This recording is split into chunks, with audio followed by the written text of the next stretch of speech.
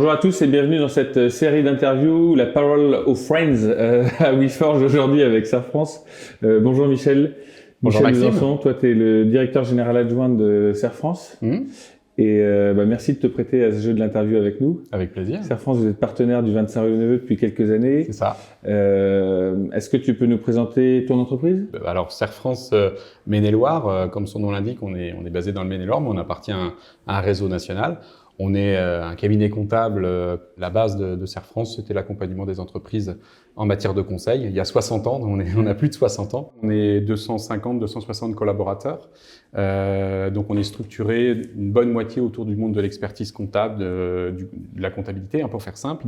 Mais on a aussi de nombreux autres services, que ce soit évidemment le juridique, le social, l'environnement, le conseil à l'environnement, le conseil patrimonial, tout ça dans une logique d'indépendance. On est centré sur cet aspect-là, autour de l'accompagnement du dirigeant, c'est quelque chose qui nous fait vibrer, j'ai envie de dire. Tout ça dans un format un peu particulier. Oui. pour un expert comptable ou un cabinet d'expertise comptable. Vous êtes en association ? Pour faire simple, certains de nos clients décident d'être administrateurs. Il y a un président qui, quelque part, a un statut à la fois de client et aussi de président et qui nomme un directeur pour une organisation. Donc, concrètement, c'est un système mutualiste où, quelque part, on n'a pas de capital et aussi pas de dividende à verser. J'ai envie de dire, je suis moi-même salarié en étant dans une fonction de direction. Donc, ce qui explique peut-être un mode d'organisation différent.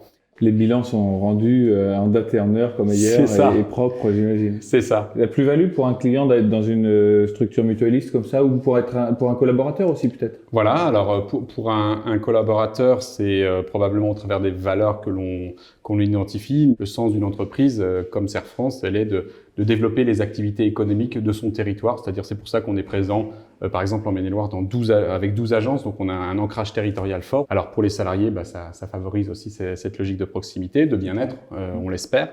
Et puis, pour les clients, c'est aussi la possibilité d'être partie prenante de l'entreprise qui les accompagne. Tu as une vision, toi, de ton métier à 5 ou 10 ans. On dit beaucoup que le métier d'expert comptable est un métier qui change, qui va changer. On annonce ça depuis déjà quelques années. Ouais. Bon, finalement, j'imagine qu'il change moins vite qu'on l'imagine. Il y a des traditions qui restent et puis il y a des besoins aussi juridiques, administratifs qui sont toujours similaires. Dans une étude de mémoire de l'étude de l'université d'Oxford, on a 2 professions parmi les 6 professions qui devraient être amenées à disparaître en termes de proportion entre 90 et 95%, c'est-à-dire le métier de la comptabilité et de la gestion sociale. Bon, aujourd'hui, c'est le plus clair des activités qui explosent en ce moment. Bah oui. Donc, il y a un peu des écarts. Paradoxe, quoi. Voilà. En revanche, il y a une chose qui est certaine avec la logique de digitalisation. On va parler de la facturation électronique, la facture électronique. On va parler potentiellement de la logique d'OCR, d'identification, de reconnaissance automatique, ces choses-là. La digitalisation va forcément modifier un certain nombre d'actions. Mais nous, on est déjà en train d'investir dans des logiques d'informatisation avec des intelligences artificielles qui sont en train de se mettre en place. C'est nous-mêmes, Serfrance, qui sommes propriétaires de ce genre de technologie, parce que c'est pour nous important que nos clients, on ait leur maîtrise de données.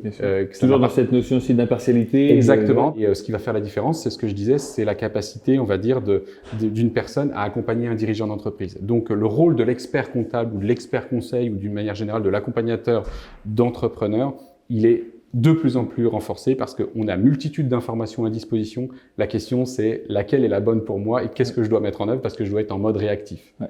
Ça fait une super transition avec ce qu'on se disait tout à l'heure et peut-être le sujet que tu voulais aborder aussi, c'est l'hyper-réactivité du temps qui est celui de 2021, 2020, très poussif. Aujourd'hui, on a des annonces gouvernementales qui vont beaucoup plus vite finalement que les textes de loi. Et donc, il y a de l'actualité qui revient comme ça. Le plus dur pour nous, c'est d'abord d'arriver à la hiérarchiser, de la fiabiliser pour les dirigeants et ensuite, au final, de permettre aux dirigeants d'en faire quelque chose qui en soit utile pour eux. Aujourd'hui, on est capable à peu près en moyenne d'avoir 2 à 3 actualités par jour techniques. Incroyable. Oui.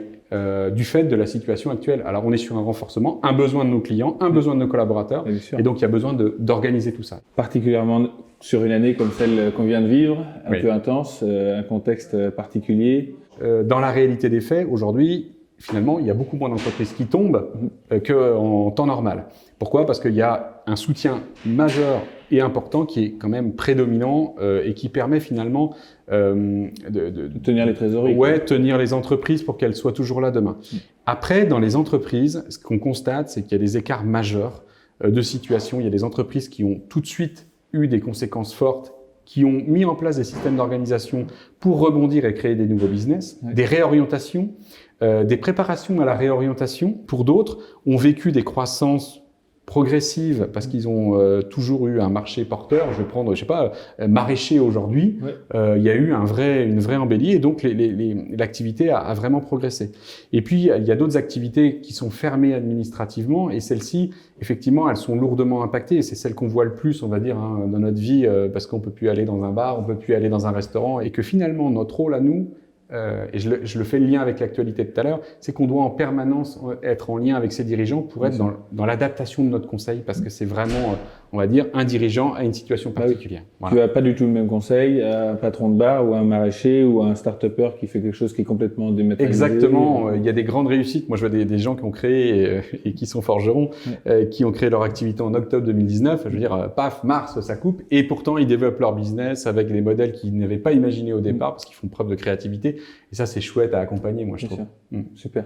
Ça nous emmène bien sur la dernière question qu'on voulait te poser, c'est celle de peut-être un conseil que tu aurais à donner aux entrepreneurs qui se lancent là en 2021. Ouais, alors si j'ai un conseil, foncez. Il y a que ça qui compte parce que la politique d'un dirigeant, elle se passe là, c'est-à-dire que si on croit en un projet, on va le mener jusqu'au bout, à mon avis, et ça, c'est hyper important. Alors, bien sûr qu'il va falloir faire attention à son juridique, à tout ce qui s'ensuit, ça, c'est une évidence.